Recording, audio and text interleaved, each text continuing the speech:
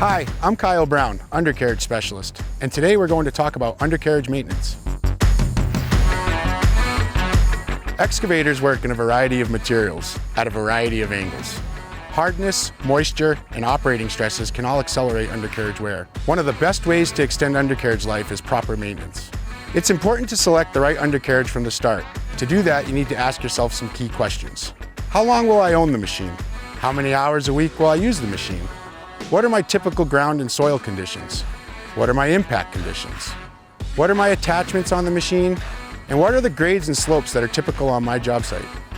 Caterpillar knows that every job has different needs and underfoot conditions. Therefore, Caterpillar has multiple offerings of undercarriage designed to fit your machine and those conditions. All come as complete systems or as components. Since undercarriage is a big investment, I highly recommend you consult with your Cat dealer. They have the tools and the deep expertise to help you select the undercarriage that best matches your needs. Now let's talk about maintenance. Maintenance is the best way to lower your owning and operating costs, get the longest life out of your undercarriage, and prevent failures.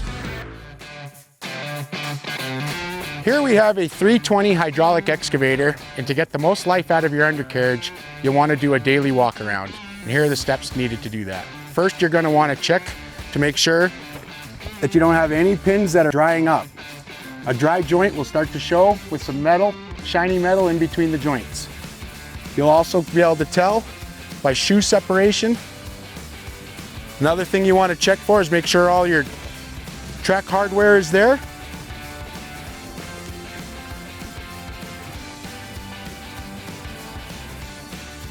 Lastly, we want to check your sprockets and check for any bending, breaking, or cracking. Make sure all the hardware is there for the sprocket. What we're looking for on the shoe hardware is all the nuts and bolts, and make sure every hole's got a nut and a bolt in it.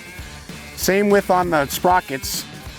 They're bolted up onto the final drive, and we want to make sure every piece is there. Depending on the material you're in and the size of the machine, the flotation of your shoes takes a lot of wear on your track link assemblies. So you don't want too wide of a shoe in a strong underfoot condition. You want a wide shoe for a soft underfoot.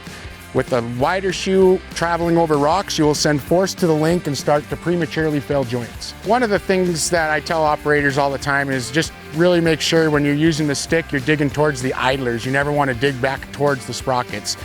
This is what drives the machine. This is what balances the machine.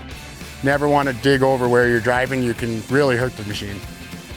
One thing you want to check on when you're doing your maintenance checks is that your tracks are too tight or too loose. Tension on your tracks will accelerate wear if it's over tensioned or under tensioned. Very important that the slack in your track is correct. The way we measure it on an excavator is we run a tape across 5 links. Once you find your measurement, you put it into CTS and it'll calculate your wear percentage. CTS stands for Custom Track Services. If you're unfamiliar with that, contact your local Cat dealer.